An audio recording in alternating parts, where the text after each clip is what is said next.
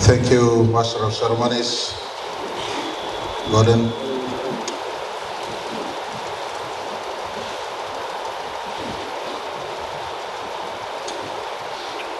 Firstly, let me acknowledge the families. To the wife,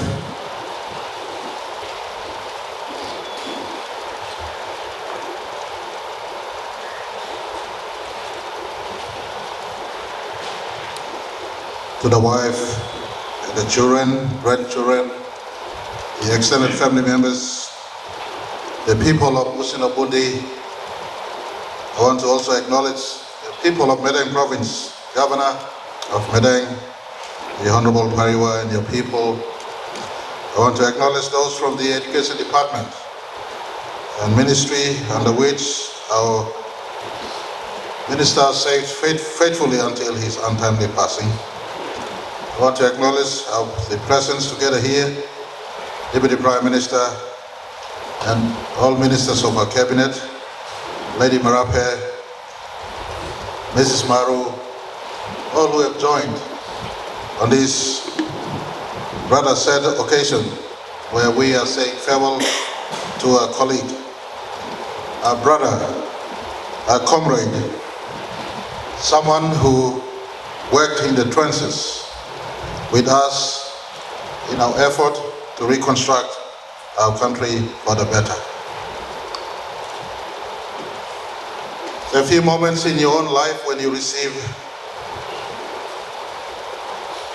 a text that you don't want to receive. One of which was a text I received the morning of Monday when he passed. One of our fellow leaders posed a question. Anyone knows where Governor, or rather Minister Uguro is? I felt in me that this question was no ordinary question. And I quickly sent a text to the Honorable Uguro's phone. I said, brother, where are you? I call him brother, so brother, where are you? And it was around 7 o'clock in the morning. And little did I know the text will not respond back to me, or he would not have responded back to me. And later on, Minister Maru called me of the unfortunate news of his passing. And here we are. Some questions in life, we have no answer. Only when we go to heaven. When Jesus comes back and the giver of life, giving life, will the redeemed people find answers to many questions of life. The biggest question we all ask is when someone passes on in such an untimely fashion. My brother and my minister, the Honorable Jimmy Uguro, was in his early 50s, going towards his mid-50s. Around this time, it is in the prime of your life that you want to contribute. And for us, many Papua New Guineans and observers would misread what we're all about. But I stand here today as the captain of the team that started the reconstruct of Papua New Guinea government in 2019. The late minister was one of them. And I want to say on behalf of my people of Taripori and the greater Panko Party family, thank you very much to the people of Usinabundi, the family of late the Honorable Jimmy Uguro, wife and children and grandchildren. Thank you for lending to us a strong leader, a leader that showed extreme patience in moments where people were showing panic, a leader that showed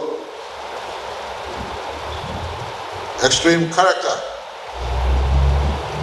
when sometimes character goes missing in leaders, especially characteristics of serving others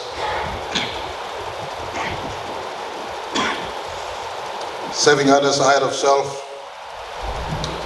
I want to say thank you to the family for lending him to us and the people of Sinobuli and Medang, for a strong, virtuous leader who knew no boundaries in respect to religion, tribe of origin, or where you come from, except what is common good for our people, our country.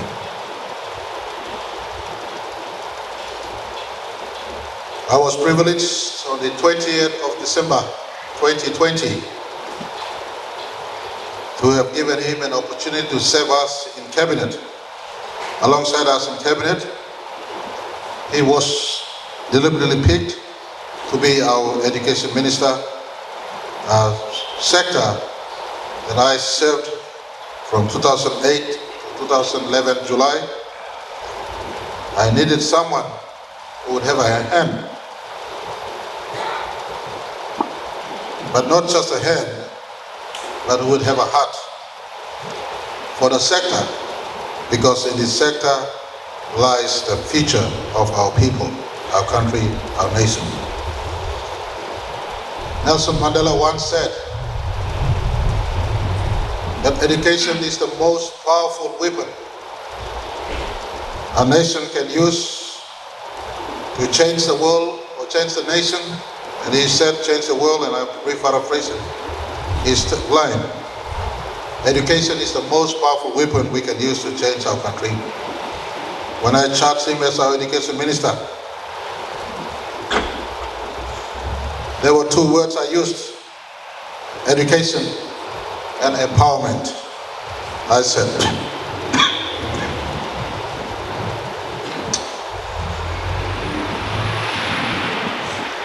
go and work the sector and empower our people. I knew his story. In our time spent at Laguna and Nolowata, we share our desires and heart for our country and what we want to do for our country. The construct of 2019 government and the government that continues from that construct was all about taking back control of our own destiny, not just our resources in terms of what is God-given through nature, but more importantly, our human resources. Our people need to be empowered, and he was deliberately placed in the education sector to make it happen. And I want to say to those of you in the education sector, Minister may have gone, but may his wisdom live on. I was with Rachel when we attended the passing of Queen Elizabeth, our late Queen. And I made a statement. I want to live to celebrate my 104th birthday. And she did not reply. But when we back to our lodge, she asked me, you could have picked 100, or you could have picked 70, for Bible says 70. Or you could have picked any number, why 104? And I said, you know what, Rachel?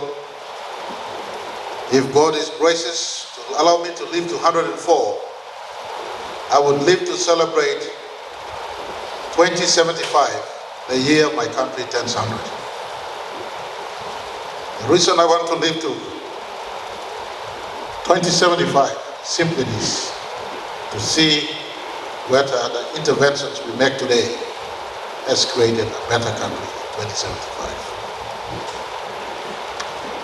When my brother Jimmy Uguro brought his vision, the next 50 years of education for our country, into cabinet, many were skeptical. They said, why 50? It's a long term down the line.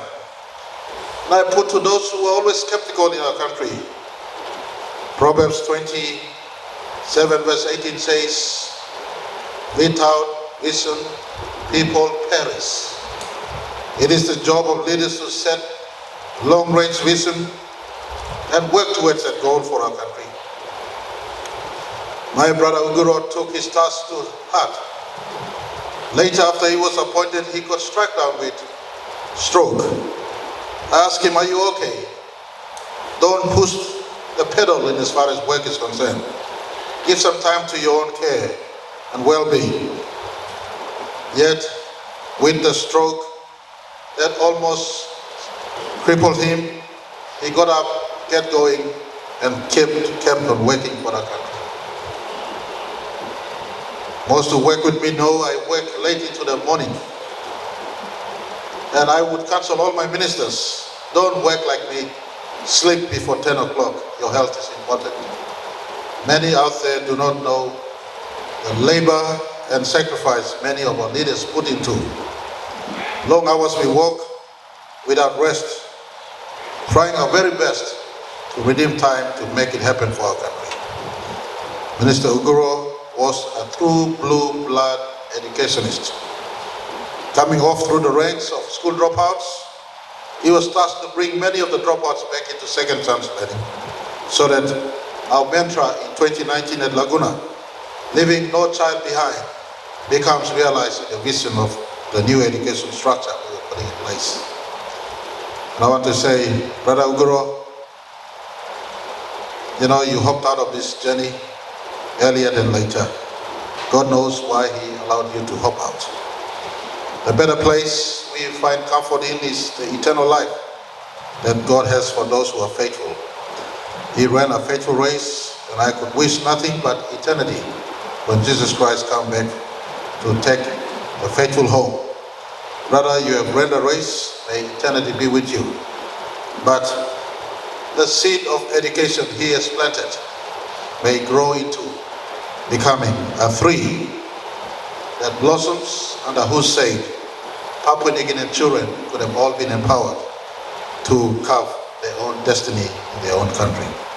I want to encourage all of us this afternoon. Let's not leave the hope that education in Papua New Guinea can be the tool that empowers all our citizens to live well, overcoming lawlessness, overcoming unemployment to self-employment, creating skills where it matters most to ensure Papua New Guinea children have equal opportunity in their own country. Brother Uguro, you were an educationist. You died an educationist. You're impressing on us upon your passing. It is really in the education sector and space that fullest empowerment of our people can be found. We will continue to work and live and follow the pursuit of education that you have pursued. May God bless you. To my family, Mrs. Uguro, and to the children, we cannot replace the vacuum that you will fill. But God is your Father. I offer to you the comfort of Matthew chapter 5 verse 9. It says, "Blessed is the mourner, for they shall be comforted." Your family from Pangu and your family from the greater colleagues that the Honorable Uguro has worked with will continue to embrace you to the best of our ability, not just in this occasion of mourning, but in life after burial, so that his memory that we have with him can continue to rapport with your family as you work through it. To the people of Usino, thank you for giving him to us. Usino district came to life since 2017. That life will be supported and sustained so that modern Usino Bodi district can be achieved as envisioned by the leader who has passed. And to Education Department, you know 2025 to 2075. That is not out of reach. It is just a 50-year plan. By the time we come to 2075, when our nation celebrates 100 years of independence, we would have walked the Uguro vision to ensure every Papua New Guinean has better, skilled, better education, and not just the qualifications that they would have achieved. May God bless them. Thank you everyone who's helped staging this funeral. Thank you to the officers of the Correctional Service Institution. Thank you to Education Department. Thank you to the church. Thank you, Pastor. Thank you each and every one of you who made comfort of my brother possible for us to honor him in a very decent funeral program. We're looking forward to associating with him right through the entire funeral processes until he's laid to rest. Jimmy, you have run your race. Rest in peace, brother. God bless.